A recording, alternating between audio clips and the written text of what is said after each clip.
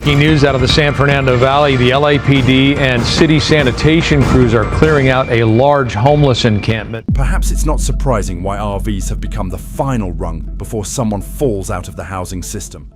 Across the United States, entire neighborhoods aren't built anymore. They're parked. More than 370,000 Americans now live in RVs full-time, a 42% surge in just 2 years. This isn't van life. This is the new face of a collapsing housing system that can't outrun its own failures. California has 112,000 RV homeless residents, nearly 1/3 of all RV homeless people in the United States. It has become the Skid Row for RV homelessness in LA County. People without a home living in hundreds of RV. Problems keep mounting for this roving encampment. Los Angeles County alone accounts for 47,000. The scale is unprecedented and unmatched anywhere globally. The crisis results from decades of underbuilding housing, extreme income inequality, restrictive zoning laws, and some of Earth's highest housing costs. A one-bedroom apartment in Los Angeles rents for $2,700 monthly. In San Francisco, $3,100. Meanwhile, working-class Californians, teachers, nurses, restaurant workers, delivery drivers, earn wages completely disconnected from housing costs. RV encampments line Venice, Van Nuys, Wilmington, Skid Row, Oakland's industrial districts, San Jose's Guadalupe River, and Fresno's canal edges. Many residents work full-time jobs. Some have children enrolled in local schools. Others care for elderly relatives inside aging RVs. California spends $12 billion annually on homelessness programs, yet systemic failures, political infighting, and regulatory barriers prevent effective solutions. Sweeps move people from block to block without solving anything. Temporary programs help some, but nowhere near enough to address the scale. California needs approximately 3 million new housing units to stabilize the market, an impossible number given current construction rates and opposition. The result? Tens of thousands of working families living in vehicles parked on public streets next to multi-million-dollar homes in a state wealthy enough to solve the problem, but unable to agree on how. Oregon's RV homelessness, 61,000 people, or roughly 1 in 66 residents, represents one of the worst per capita crises in the nation. Portland holds the largest share with approximately 38,000 RV dwellers, but Eugene, Bend, Salem, and Medford all face overwhelming levels of vehicle-based homelessness. Oregon's crisis stems from skyrocketing rents, stagnant wages, and a chronically underbuilt housing market. Portland's median rent hit $2,400 for a one-bedroom in 2024. Wages for retail, food service, caregiving, and manufacturing remain stuck between $15 and $23 per hour, nowhere near enough to afford housing. RV corridors run for blocks in East Portland, along industrial roads, under freeways, and in commercial areas throughout the city. Bend and Ashland see RV encampments along their forest edges and public lands. The state's shelter systems are permanently at capacity. Affordable housing waitlists stretch for years. Rental assistance lotteries turn away thousands of eligible applicants. Oregon's political response focuses on plans that rarely translate into meaningful action. Cities propose RV triage centers, safe parking lots, and sanctioned campgrounds. But funding disputes and neighborhood resistance stall implementation. Sweeps occur regularly, but simply displace residents without offering housing alternatives. In Oregon, RV homelessness isn't a fringe issue. It's the housing system itself collapsing in slow motion, visible on every major street. Washington has roughly 53,000 RV homeless residents, with Seattle alone accounting for 31,000, one of the largest concentrations of RV homelessness anywhere in the world. The root cause is the extreme wealth divide created by tech giants like Amazon and Microsoft. Housing costs skyrocketed while wages for non-tech workers stagnated completely. Seattle's median rent for a one-bedroom hit $2,800 in 2024. Entry-level service workers still earn $18 to $26 per hour. Not nearly enough.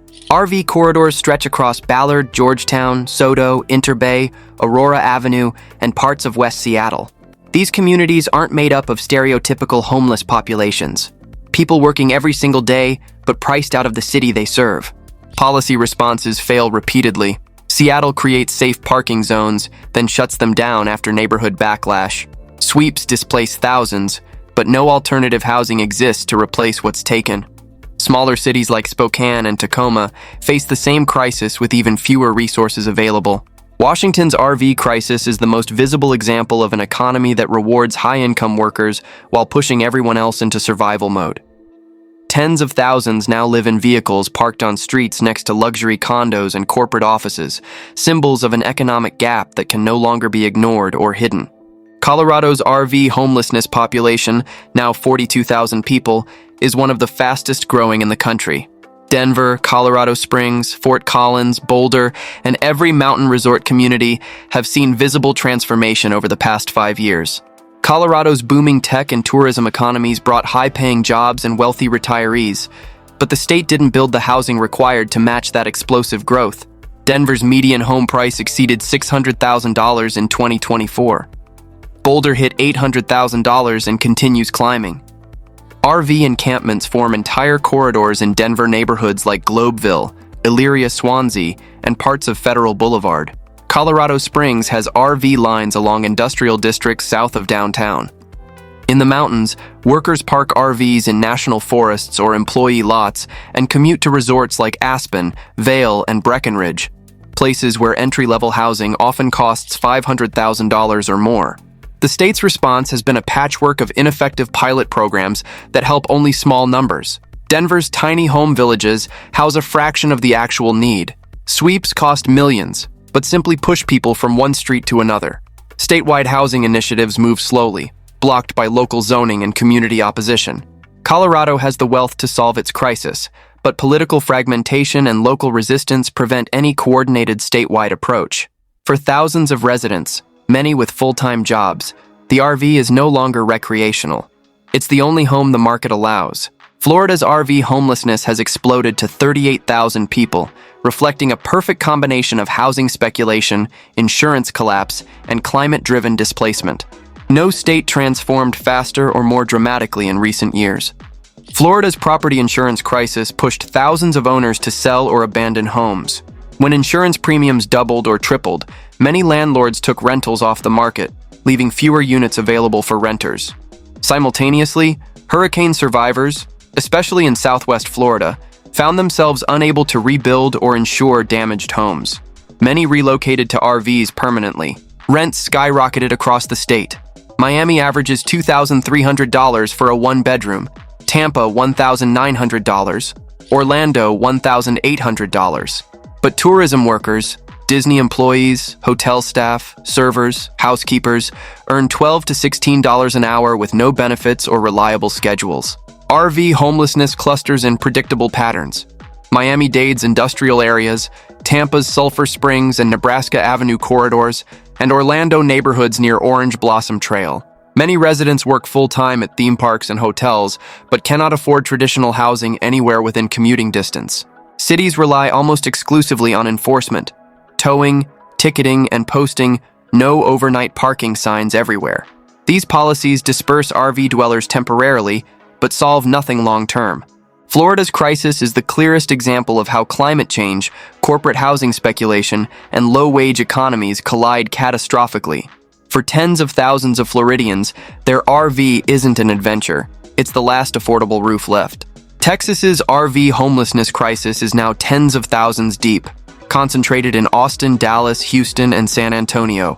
The state's low-regulation economic model, paired with rapidly rising rents, has created a perfect storm where RVs have become the last rung on the housing ladder for people barely hanging on. Texas wages remain suppressed due to anti-union policies and a minimum wage stuck at $7.25 an hour, unchanged since 2009. Meanwhile, rent increases have turned major Texas cities into some of the least affordable in the country. Austin's one-bedroom average sits near $1,900, Dallas around $1,600, Houston close behind. When Texans get evicted, there is no safety net whatsoever. The state has almost no public housing, extremely limited emergency shelter capacity, and minimal rental assistance programs. If someone owns or can buy a used RV, sometimes as cheap as $3,000, that becomes their shelter of last resort. RV communities form in predictable areas. Austin's East Riverside Drive, Houston's Hardy Toll Road Corridor, Dallas's industrial districts, and rural counties where enforcement is lighter or non-existent. Cities attempt inconsistent responses. Austin creates tolerance zones, then dismantles them. Houston clears encampments monthly. Dallas experiments with pilot programs too small to matter. Texas frames homelessness as personal failure, not systemic failure. The result is tens of thousands of working Texans living in RVs because their state refuses to acknowledge housing as a public responsibility. Arizona's RV homelessness, now 23,000 people, is one of the fastest rising in America. Phoenix, Tucson, Flagstaff, and Prescott have seen dramatic increases over the last 3 years as rising housing costs collide with stagnant wages and explosive population growth. Pandemic-era migration brought tens of thousands of retirees and remote workers from California and the Pacific Northwest. Their higher incomes inflated rents far beyond what local workers could afford. Phoenix's median rent rose 41% between 2020 and 2024. Tucson's rose 37%. RV encampments concentrate along Phoenix's South Central Avenue, the streets surrounding Sky Harbor Airport, Tucson's industrial belt, and Forest Service roads near Flagstaff. These aren't hobby campers. They're warehouse workers, hotel staff, landscapers, teachers, and home health aides who simply can't afford housing anymore. Arizona's climate makes the crisis uniquely life-threatening. Winters are manageable, but summers regularly reach 110 to 115 degrees Fahrenheit. Without generator fuel for air conditioning, often too expensive for struggling residents, people experience heat stroke, dehydration, and death. Paramedics respond to RV heat emergencies every summer.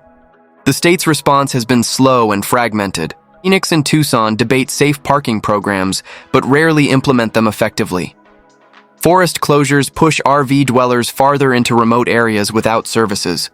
Arizona's RV homelessness crisis isn't a future warning.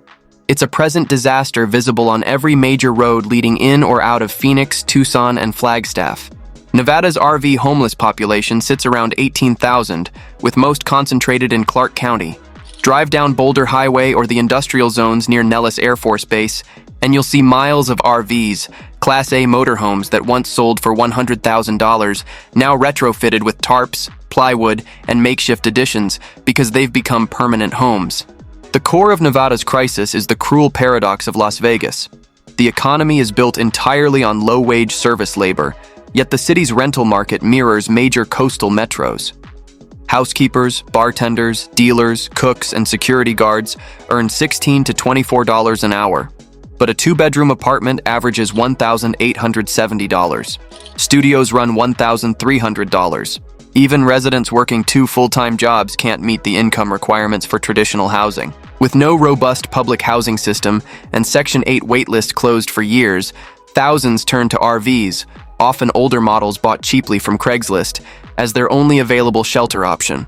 Instead of building housing or safe parking areas, Las Vegas doubled down on towing and ticketing programs specifically targeting RV dwellers.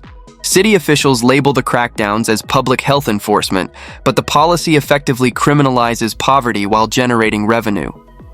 Nevada's RV crisis isn't the result of poor personal decisions.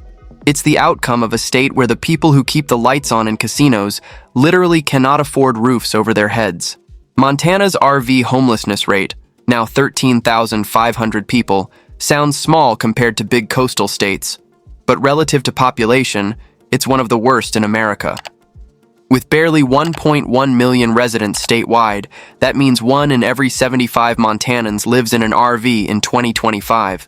The transformation is most visible in Billings, Missoula, Bozeman, Kalispell, and Great Falls, where industrial parks and church lots have quietly become emergency housing zones. The driving force behind Montana's crisis is simple. Outsiders moved in, prices exploded, and wages didn't move at all. Bozeman's median home price climbed to $740,000, while Missoula's sits around $590,000. Meanwhile, tourism and service jobs, the backbone of Montana's economy, still pay $24,000 to $32,000 a year, barely enough to cover food and fuel, let alone rent. Ski resort workers now commute from RVs parked on Forest Service roads. Hospital staff in Kalispell live in campers because there's literally no available rental inventory anywhere. Teachers in Missoula spend summers in RVs to save enough money to rent a 1-bedroom during the school year. Counties have attempted zoning solutions, but wealthy property owners block every proposal. Others rely on enforcement, pushing people from one jurisdiction to another without providing alternatives. Montana markets itself as the last best place, but its workforce is now sleeping in freezing RVs because housing has become a luxury they helped build but can't afford. New Mexico's RV homelessness crisis, roughly 11,000 people living full-time in recreational vehicles, reflects the deeper economic reality of one of America's poorest states. In Albuquerque, Las Cruces, and the outskirts of Santa Fe, RV clusters appear along frontage roads and BLM land where people can park without immediate harassment. These aren't travelers or nomads. They're former renters, low-wage workers, and aging residents living in decades-old trailers because it's the only housing option they can afford. New Mexico's median household income sits $12,000 below the national average, yet a one-bedroom apartment in Albuquerque now costs $1,400 a month.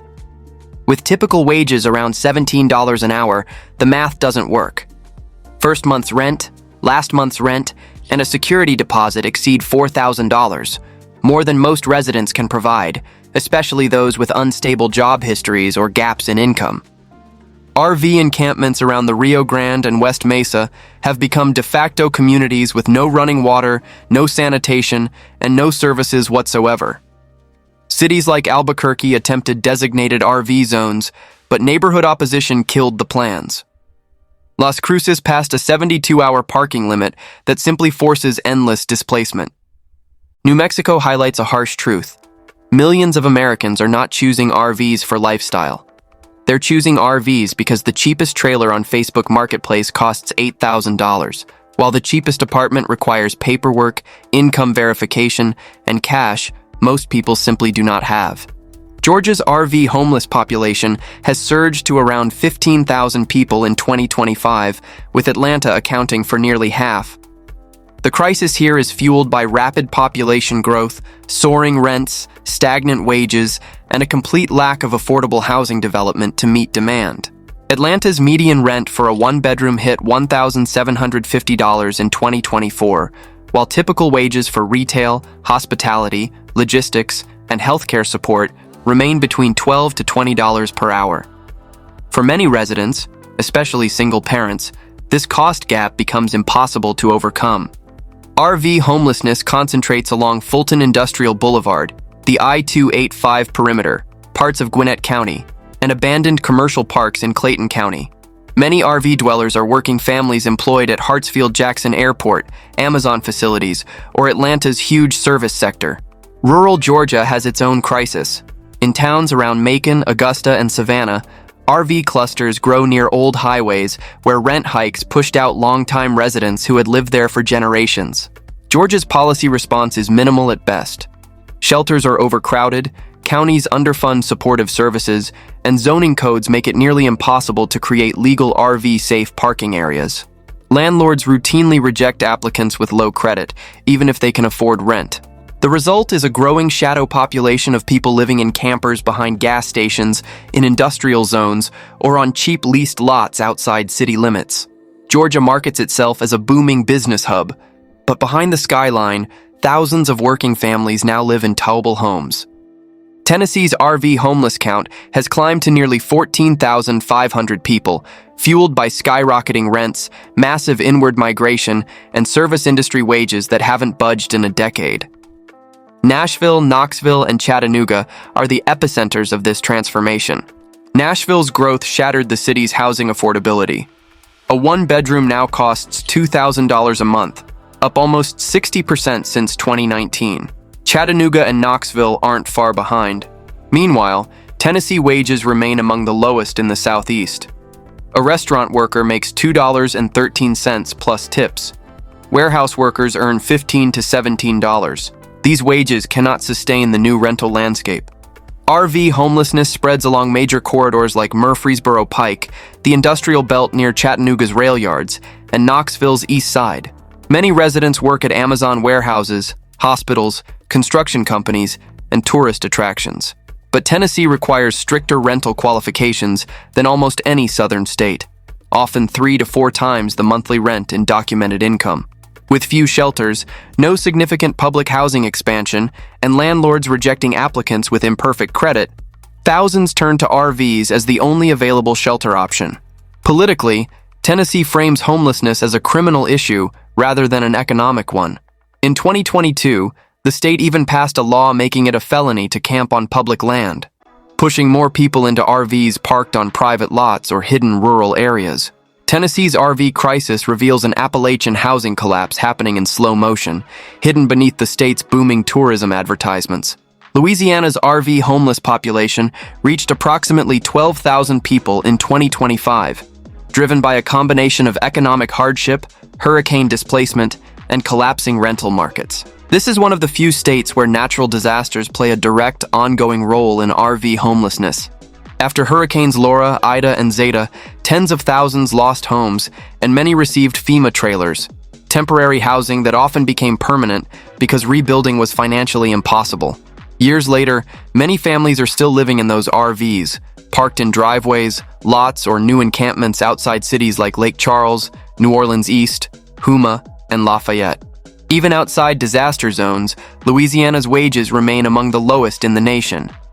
A typical service job pays $10 to $14 per hour, while New Orleans rents climb to $1,500 for a one-bedroom. Baton Rouge and Lafayette saw similar increases. RV encampments cluster near refineries, industrial corridors, and rural parishes where land is cheap and zoning enforcement is lax or non-existent. Families working full-time in petrochemical plants or in tourism sectors often live in RVs because landlords require income verification many residents simply cannot meet. The state's response is deeply fragmented. FEMA trailers remain scattered across parishes with no long-term plan. Local governments conduct occasional sweeps, but most parishes rely on nonprofits to provide services. For thousands of Louisianans, the RV has become both their disaster relief and their permanent home, because the system built to help them never fully rebuilt their future. Oklahoma has quietly become one of the country's RV homelessness hotspots, with over 10,000 residents now living full-time in recreational vehicles. Unlike coastal states driven by extreme rent spikes, Oklahoma's crisis stems from chronic poverty, unstable wages, and a severe lack of rental housing stock. Oklahoma's median household income sits $17,000 below the national average, and thousands of residents work jobs that pay barely above minimum wage.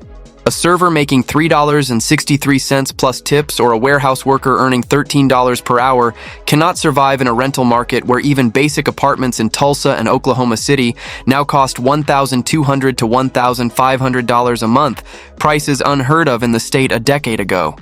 RV homeless communities form in predictable zones, along OKC's I-40 corridor, near warehouse districts in Tulsa, and on rural outskirts where enforcement is minimal. Many residents aren't transient. They are long-term Oklahomans who lost apartments after rent hikes or medical bills. Local governments have few tools to address the crisis. Oklahoma severely underfunds housing assistance programs and has almost no public housing infrastructure.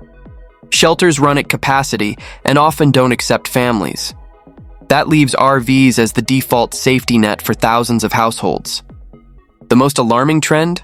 A growing number of elderly Oklahomans now live in RVs after being priced out of fixed-income apartments, creating a senior homelessness crisis that is only beginning to surface statewide. Utah's homelessness story is usually told through Salt Lake City's encampments, but the RV homeless population, now around 9,500 people, is the state's fastest-growing housing emergency. Utah's booming economy, fueled by tech, tourism, and rapid population growth, created a housing shortage the state underestimated for years. Salt Lake County's median rent hit $1,850 in 2024.